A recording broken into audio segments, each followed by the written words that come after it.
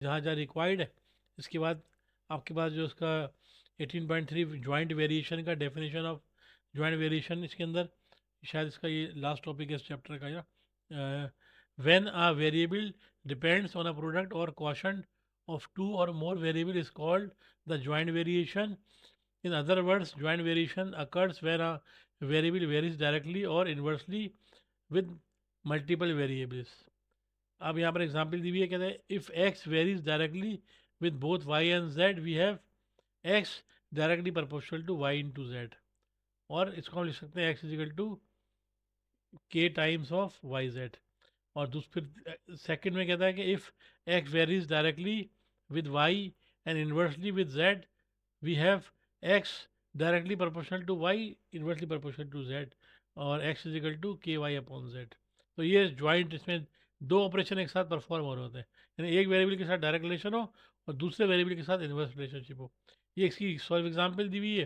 Example में कहता है कि y वेरी कर रहा है डायरेक्टली किसके लिहाज से, x इंटू जेड स्क्वायर के लिहाज से, और y की वैल्यू 4 बता दी, 6 की वैल्यू, x की वैल्यू 6 बता दी, z की वैल्यू 3 बता दी। कहता find the value of y when x equal to -81 and z equal 15। सबसे पहले तो हम मैथमेटिकल मॉडल बनाएंगे। मैथमेटिकल मॉडल क्या है कि y वेरीज डायरेक्टली, तो आप y direct proportion to X Z square आ जाएगा। अब ये प्रोपोर्शन खत्म करेंगे तो इक्वल और k आ जाएगा। अब k की वैल्यू मालूम करने के लिए y की वैल्यू ये रही 4, x की वैल्यू 6, z की वैल्यू 3, ये पुट कर देंगे इसके अंदर मॉडल में अपने। तो ये आपकी 4 इजिकल टू के, और ये 6 और फिर 3 का स्क्वायर मल्टीप्लाई करेंगे और शिफ्ट शिफ्ट कर देंगे उस तरफ, तो ये 4/54 हो जाएगा। डिवाइड करने पर 2/27 आ गया आपके पास। इस तरह के की वैल्यू आ गई 22/27। ये 2/27 वापस इक्वेशन नंबर 1 में पुट करेंगे तो हमारा मॉडल आ जाएगा y is equal to 2/27 x Z square. ये हमारा मॉडल हो गया। अब वो कहता है आप इस मॉडल से आप किसकी वैल्यू निकालें, ये आ गया मॉडल आपका। इस मॉडल से आप वैल्यू मालूम करें y की, जब x की वैल्यू -81 और z की वैल्यू 5 हो। तो हम यहाँ पर x और z की वैल्यू पुट कर देंगे, -81 और 5, ये पुट कर दिया हमने, -81 और 5, 5 का स्क्वायर 25 हो गया। और जब इन तीनों को मल्टीप्लाई करेंगे आप, तो ये हो जाएगा 2 multiply 31 minus k 3, 2 multiply -3 into 25 is equal to minus k 150। तो ये आपका आंसर आ गया, क्योंकि 27 से इसको कैसे करेंगे, 27 और 27 3 ज़ा 81। तो 27 के टेबल से कैंसिल आउट हो जाएगा ये 81। तो इस तरह ये 2 - 3 25 is equal to minus k 150 Y की वैल्यू आ गई। एक और ज्वाइंट का प्रॉब्लम है इसमें, एक इन्वर्स में और एक डायरेक्ट में। कहता है s varies directly as v cube and inversely as square root t, u and s is equal to 16 when v is equal to 4, t is 9 and u is 24. Find the value of s when u is 25, t is 36 and v is 5. तो अब यहाँ पर जो relationship है तीन values के दरमियान में, कहते हैं एस के साथ व्यू डायरेक्टली पर, क्या डायरेक्टली रिलेशन के अंदर है, और टी एंड यू इन्वर्सली के अंदर है। तो इसका मतलब वी ऊपर आएगा और टी एंड यू नीचे आ जाएंगे। तो हम लिखेंगे s directly proportional to v cube inversely proportional to u into t. तो जब प्रोपोर्शनल का निशान हटाएंगे तो यहाँ पर इक्वल और के आ जाएगा। जब इक्वल और के आ गया तो हमें के मालूम करना है। के मालूम करने के लिए उसने हमें वी की वैल्यू भी दी हुई है, टी की वैल्यू भी दी हुई है और यू की वैल्यू भी दी हुई है। वी की वैल्यू 60 क्या दी हुई है हमें 4, एस की वैल्यू क्या दी हुई है 16, टी की वैल्यू दी हुई है 9 और यू की 24। जब ये चारों वैल्यूज हम पुट करेंगे इस इक्वेशन नंबर 1 के अंदर, तो हमारे पास 16 इजिकल टू के 4 का क्यूब अपॉन 9 क्यूब रूट 9 का स्क्वायर रूट इंटू 24, और रूट से बाहर आके 3 हो जाएगा, और 24 3 जा बट कितने जाएंगे ये 72, और 72 मल्टीप्लाई हो जाएगा 16 से, और ये इसका 4 का क्यूब क्या हो जाएगा, 4 4 ज़ा 16, 16 4 ज़ा 64, तो कैंसिल हो जाएगा 64 के साथ। तो ये आपके पास के की वैल्यू 18 आ जाएगी। इस तरह के की वैल्यू फाइनली सॉल्व होकर यहाँ से 18 आ जाएगी। 16 मल्टीप्लाई 72/64, 16 4 ज़ा 64, और ये 4 से काटेंगे फिर 4 से इसको कैंसिल करेंगे तो ये 18 आ जाएगा। 4 1 ज़ा 4 और 4 8 ज़ा 32। तो इस तरह आपके पास के की वैल्यू आ गई 18।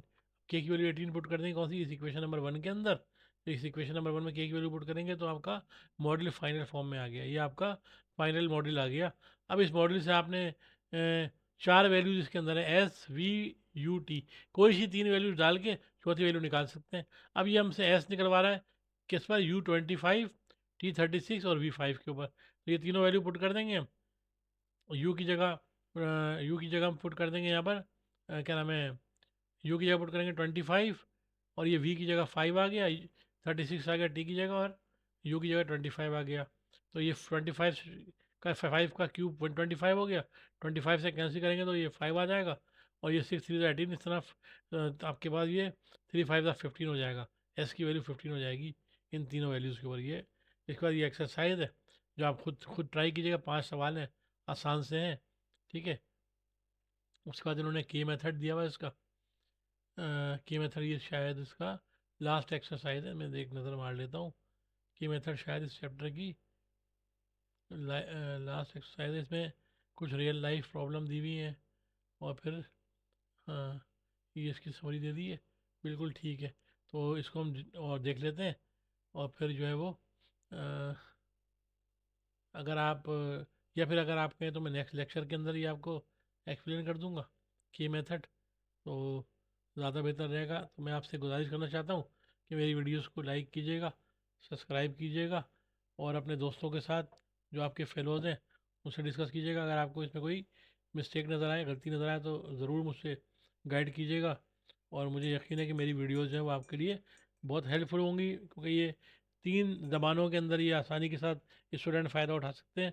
जो इंग्लिश मीडियम के स्टूडेंट हैं उनकी समझ में भी इंशाल्लाह आएंगी, उर्दू मीडियम वालों की समझ में भी आएंगी, और हिंदी वालों की समझ में भी आएंगी। तो और अगर फिर भी इसमें कोई इशू है, कोई मसला होगा, तो और कोई क्वेश्चन है, तो वो आप क्यूरीज डाल सकते हैं बेटा। मैं इंशाल्लाह ताला एज सून एज पॉसिबल होगा तो आपको उन क्यूरीज के जवाब दूंगा। तो बहुत शुक्रिया आपकी को मेरी वीडियो देखने के लिए। इंशाल्लाह ताला नेक्स्ट वीडियो के साथ की मेथड के साथ इंशाल्लाह बहुत ज़्यादा आपसे मुलाकात होगी। औज़ु बिल्लाहि मिनश शैतानिर रजीम, बिस्मिल्लाहिर रहमानिर रहीम, वक़ुल रब्बि ज़िदनी इल्मा। स्टूडेंट्स, कि मैं जो हमने लास्ट ख़त्म किया था अपना टॉपिक, उसके बाद की मेथड मैंने आपसे डिस्कस करना था। जो के मेथड जो है वो भी डिस्कस कर लेते हैं। तो के मेथड के अंदर ये क्या कहते हैं आपसे कि when two or more ratios are equal, many useful proportion may be proved by introducing a single symbol k to denote each of the equal ratios. This method of using symbol k to each ratio is called the k method. The k method is a very useful method in solving the many problems. So here we are going to take a look on what is the k method. So मैं k method के बारे में आपको explain करने के लिए जा रहा हूँ कि use method to provide the to prove conditional quantity involving the proportion तो a upon B is equal to C upon D is equal to के। यानी जो जो इन्होंने क्या किया है कि जो हमारे पास रेशो होते हैं उन रेशो को उसको हम इक्वल ले लेते हैं, के से इक्वेट कर लेते हैं। इस तरह हमारे पास एक इक्वेशन जो है वो दो इक्वेशंस के अंदर डिवाइड हो जाती है, नहीं ब्रेक हो जाती है, और फिर उसका सोल्यूशन जो है वो हमारे पास आसान हो जाता है। यहाँ पर देखें, इस मेथड के लिए अंडरस्टैंड करने के लिए मैं आपको इसको आसानी से आपको कहते हैं by using these equations we can solve problem relating to proportion. तो अब यहाँ पर देखें, कहता है एग्जाम्पल 1 में a is to b ratio c is to d, then show that 8a minus 5b upon 8a plus 5b is equal to 8c minus 5d upon 8c plus 5d। ठीक है, क्या करना है आपने, के मेथड से इसको सॉल्व करना है। और कहता है सोल्यूशन के अंदर since A is to B is equal to C is to D, हमने क्या कर लिया, लेट कर लिया हमने कि A upon B is equal to C upon D is equal to K. तो इसको ले लिया हमने, और तो यहाँ पर ऐसा करने से हमारे पास दो इक्वेशन बन जाएंगी। A upon B is equal to के यानी A is equal to B K हो जाएगी, और C upon D is equal to के यानी C is equal to D K.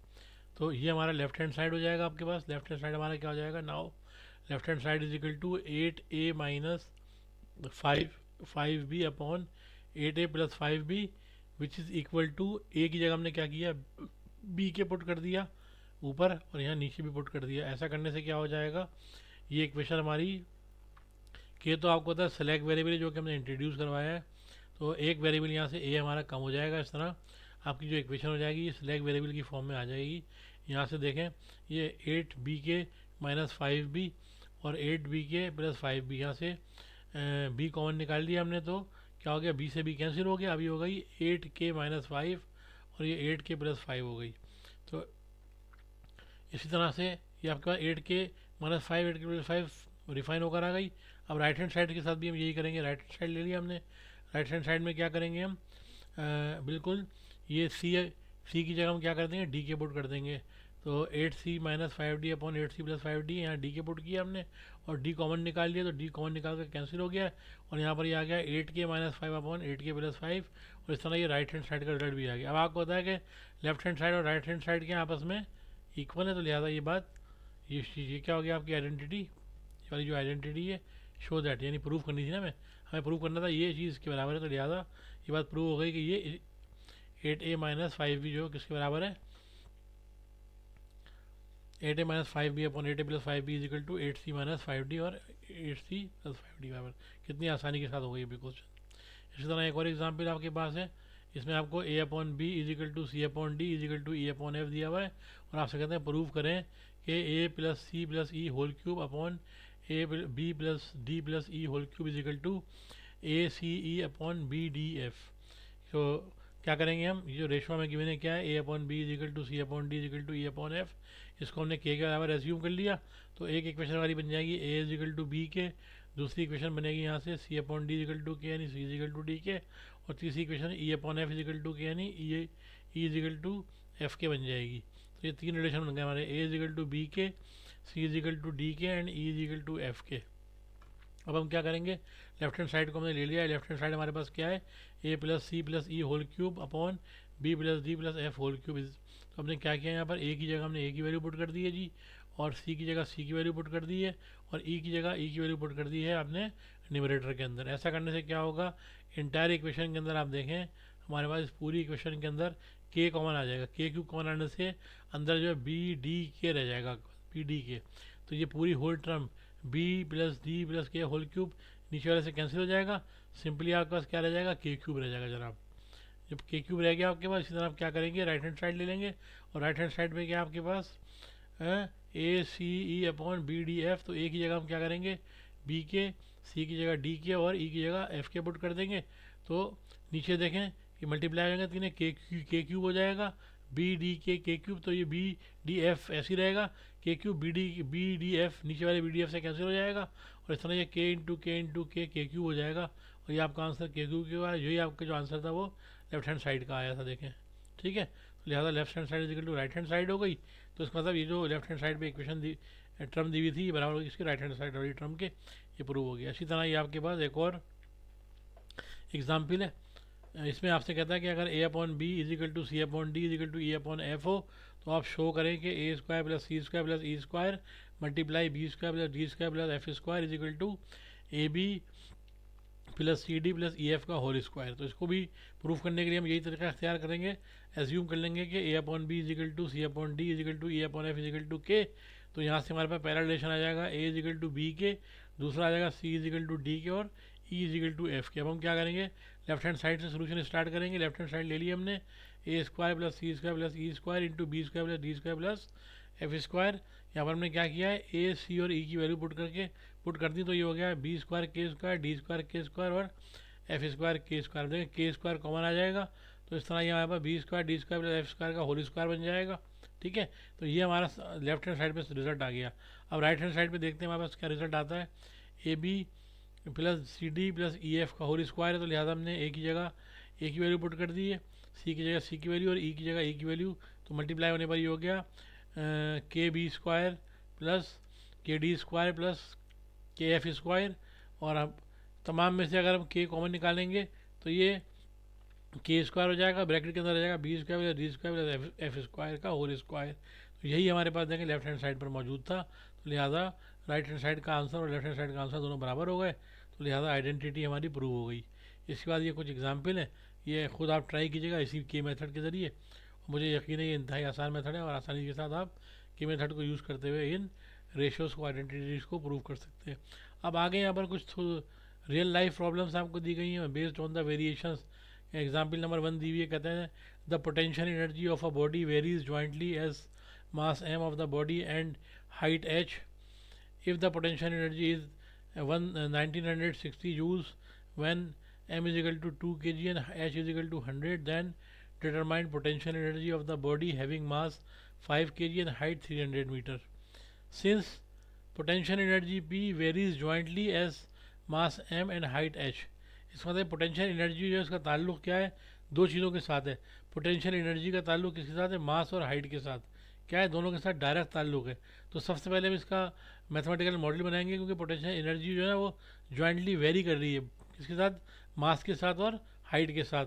तो इसका मतलब ये हो गया कि दोनों के साथ जो इसका रिलेशनशिप है वो डायरेक्ट है. तो पी का डायरेक्ट रिलेशनशिप हो जाएगा एम और एच के साथ. तो जब हम क्या करेंगे, इसका साइन प्रोपोर्शनलिटी के साइन हटाएंगे तो इसकी जगह पर हमारे पास इक्वल और के और इक्वल आ जाएगा, इक्वल की साइन आ जाएगी. अभी हमारी मैथमेटिकल मॉडल बन गया. इसमें के हमारे पास क्या कांस्टेंट ऑफ प्रोपोर्शनलिटी है.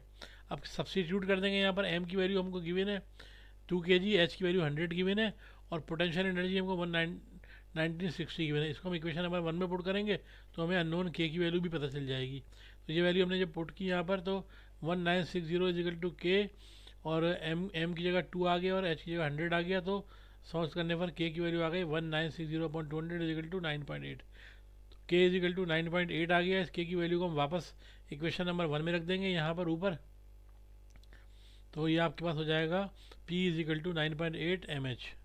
ठीक है, ये असल में आपका हो गया मॉडल. अब इस मॉडल में मैं आगे क्या कहता है, कहता है जब आपके पास m की वैल्यू 5 kg हो और हाइट 300 हो तो आप बताइए पोटेंशियल एनर्जी कितनी होगी. तो जनाब निकाल लीजिए.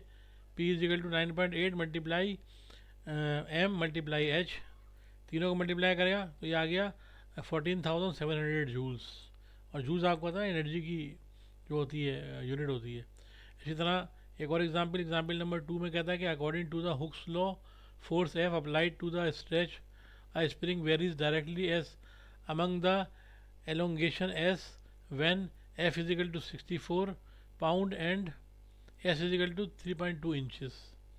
ठीक है जी. अब क्या है यहाँ पर इसका जो मैथमेटिकल मॉडल बनेगा यहाँ पर इसमें मालूम करने के लिए क्या कह रहा है, कहता है find s when F is equal to 100 pound. और फिर सेकंड पार्ट में कहता है F when s is equal to 0.4 inch.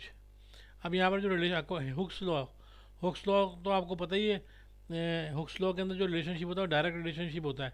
Force applied, अब यहाँ भी कह रहा है अप्लाइड स्ट्रेच और स्प्रिंग वेरीज डायरेक्टली, खुद कह रहा है वेरीज डायरेक्टली. ठीक है, तो किस पर अप्लाई कर रहा है, फोर्स दो चीज़ों के दरमियान यहाँ पर क्या है, फोर्स के दरमियान और एलोकेशन एंगल के दरमियान यहाँ पर रिलेशनशिप है. तो ये F is equal proportional to s हो जाएगा. एस को हटाएंगे तो ये के एस हो जाएगा. ये इक्वेशन स्प्रिंग भी करा दिया आपको पता है, एफ इजिकल टू के एस. अब यहाँ पर के अननोन है, के की वैल्यू मालूम करने के लिए उसने हमें एफ और एस की वैल्यू डिफाइन कर दिया 64 और 3.2. तो ये 64 और 3.2 यहाँ सब्सटीट्यूट कर देंगे यहाँ पर. तो यहाँ पर हमारे पास एफ की जगह 64 रखा और एस की जगह 3.2 रख दिया. तो के की वैल्यू निकल कर आ गई 20. जब के की वैल्यू वापस रिप्लेस करेंगे यहाँ पर तो एफ इजिकल टू 20 एस ही हमारा मैथमेटिकल मॉडल आ जाएगा. इस मैथमेटिकल मॉडल को हमने हुक्स लॉ का मॉडल है, इस हुक्स लॉ के मॉडल को यूज़ करते हुए हमने क्या करना है, पोटेंशियल अगर हमें जो है वो एलोकेशन एंगल बताओ तो पोटेंशियल एनर्जी निकाल सकते हैं.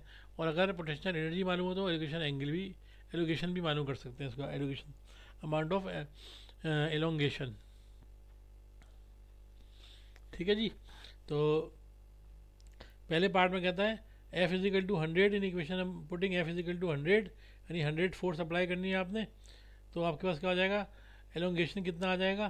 तो इक्वेशन हमारी है F is equal to F is equal to कितना है 3 पॉइंट सॉरी कहाँ गई equation, k is equal to F is equal to k by putting k is equal to 20. हाँ, so equation is f is equal to 20s. Now substituting f is equal to 100, so 100 is equal to 20s, so 20 will be divided by 100 so that s is equal to 5 inch. so elongation आपका क्या आ गया जी, 5 आ गया यहाँ पर. Second part में क्या करना है आपको, इसमें f मालूम करना है व्हेन elongation आपको कितना दिया हुआ है 0.4 इंच दिया हुआ है. तो आपने क्या करना है, इसको सब्सटीट्यूट कर देंगे इक्वेशन नंबर 1 में f is equal to 20 into 0.4. तो 0.4 से 20 मल्टीप्लाई करें तो 8 पाउंड आ जाएगा आपका आंसर. इसी तरह तीसरी एग्जांपल देखिए. इसमें कहता है labour cost c varies jointly as jointly, अब जॉइंट का दे दिया प्रॉब्लम, नंबर ऑफ वर्कर्स यानी कि n number of worker n हो गए and the average number of days d. अब दो चीज़ों के साथ क्या हो रही है, इसकी जॉइंटली इंक्रीज हो रही है. क्या चीज़, वेरीज, जॉइंट वेरिएशन हो रहा है. ठीक है, varies jointly workers n and average number of days f if the cost of 200 workers for 10 days is 4 lakh 450,000 100,000 450,000 find the labor cost of 300 workers for 16 days. अब क्योंकि डायरेक्टली वेरीज कर रही है तो लिहाजा सी जो वेरीज कर रही है एन और डी के साथ, तो सी प्रोपोर्शनल टू एन डी हो जाएगा. प्रोपोर्शनलिटी का निशान को हम हटाएंगे तो रिप्लेस करेंगे तो एक पर और के आ जाएगा. अब के एन नोन है, इसकी वैल्यू मालूम करने के लिए उसने हमें सी की वैल्यू दे दी है 4,50,000, एन की वैल्यू 200 दे दी और डी की वैल्यू 10 दे दी है. तो इसको हम इक्वेशन नंबर 1 में पुट करेंगे 4,50,000 के और 200 इंटू 10, तो ये 2000 होंगे. 2000 डिवाइड होगा तो 3 जीरो कैंसिल हो जाएंगे और 45 को 2 से कैंसिल करेंगे 22 और 10 कट के 5, तो 2 to 5 के की वैल्यू 2 to 5 आपके पास आ जाएगी. जब के की वैल्यू वापस रिप्लेस करेंगे इक्वेशन नंबर 1 में तो हमारा मॉडल बन जाएगा जी इसके लिए C is equal to 2 to 5 N D. अब एन की वैल्यू 300 और डी की वैल्यू 16 पर कह रहा है कि बताइए कि कॉस्ट क्या होगी. तो एन की वैल्यू 300, मजदूर 300 लेबर लगा दी है 16 डेज के लिए, तो हमारे पास ये बन जाएंगे जी 10,80,000 यानी 10,80,000 बन जाएंगे. सही है. C is equal to 2 to 5 multiply 300 multiply 16, simple direct relationship है तो आपस में मल्टीप्लाई हो जाएंगे. और the hence the cost of 300 workers for 16 days इज 10,80,000. Example number 4, the expenses of a hostel are partly constant and partly vary according to the number of students. When the number of students are 140, the expenditure is 19,300 for 200 students. The expenditure is 26,500. Find the expenses when the number of students are 300. अब देखें यहाँ पर कहता है जो expenses है वो क्या हो रहे हैं, पार्टली कांस्टेंट है एंड पार्टली वेरी कर रहे हैं according to the number of student. तो नंबर ऑफ स्टूडेंट के हिसाब से क्या कर रहे हैं, ये वेरी कर रहे हैं. तो यहाँ पर जो है हमें एज्यूम करना पड़ेगा जो एक्सपेंसेस को और नंबर ऑफ स्टूडेंट को इनके दरमियान रिलेशन को इस्टेब्लिश करने के लिए. तो यहाँ पर इन्होंने क्या एज्यूम किया है, कहते हैं let the constant expenses b let the constant expenses be denoted by C. Q denotes partially expenses and X is the number of student and P denotes the total expenses. So क्या किया उन्होंने, 6 the expenses varies directly to the number of students. तो लिहाजा जो तीन यहाँ जो relationship बनेगा दैट इज यानी कि Q into mu into x, नहीं Y cost. Q is constant expenses C and Q and X is the number of student and P denoted the total expenses. So here P जो आपके पास क्या हो जाएगा, इसकी total expenses है वो दो चीज़ों पर बेस करते हैं. किसके ऊपर, एक कांस्टेंट पर और एक वेरीज के ऊपर, वेरीज एक्सपेंसेस के ऊपर. और जो वेरीज एक्सपेंसेस हैं वो डायरेक्टली बेस करते हैं नंबर ऑफ स्टूडेंट्स के ऊपर. सही है. तो नंबर ऑफ स्टूडेंट्स के ऊपर जो इनका रिलेशनशिप स्टूडेंट्स के साथ बनेगा वो Q is equal to n x बन जाएगा. तो ये नंबर ऑफ ये जो n जो है यहाँ पर कांस्टेंट हो जाएगा. Q is equal to n x से, क्योंकि हमने इसको नंबर ऑफ स्टूडेंट को x कहा है, तो Q जो हो जाएगा वो Q is equal to n x से या Q प्रोपोर्शनल टू. यहाँ पर ये मिस्टेक हुई है, इसको आप सही कर लीजिएगा. ये है Q प्रोपोर्शनल टू x है. ये आप सही कर लीजिएगा. ये प्रोपोर्शनलिटी का निशान है, तो प्रोपोर्शनल के निशान को जब हम ख़त्म करते हैं तो फिर यहाँ पर हमारे पास इक्वल और कांस्टेंट किया आ जाता है. तो यहाँ इन्होंने एन ले लिया है तो कोई ऐसा इशू नहीं है, एन ले ले के ले ले कोई मसला नहीं है. तो इक्वेशन हमारी बन जाएगी इसकी P is equal to c plus n x. ठीक है. एन क्या है, कांस्टेंट यहाँ पर है. अब यहाँ पर देखें सबसे पहले हम इस अननोन की वैल्यू एन की वैल्यू मालूम करेंगे. तो एन की वैल्यू मालूम करने के लिए इसने कहा है हमको कि पहले जब कांस्टेंट था तो कॉस्ट 200 के लिए 140 expenditure. When the number of students are 140 and number of student 140 हैं तो कॉस्ट कितनी है 19,300. कितने फॉर 200 स्टूडेंट्स. तो यहाँ पर उसने बता दिया कि 200 स्टूडेंट्स के 140 स्टूडेंट के लिए यहाँ पर कॉस्ट कितनी है 19,300. ये 19,300 होगी कॉस्ट. और ये कितने स्टूडेंट्स के लिए, 140 के लिए। और दूसरा कहता है कि 200 जब स्टूडेंट होंगे तो कॉस्ट 26,500। तो इस तरह ये दो इक्वेशन हमारे पास हो गई और दो अननोन हो गए हमारे पास। दो अननोन क्या हमारे पास, एन और सी अननोन है हमारे पास। और और आपको पता है पी इज इक्वल टू क्या हो जाएगा, तीसरी इक्वेशन यहाँ पर, पी इज इक्वल टू 300।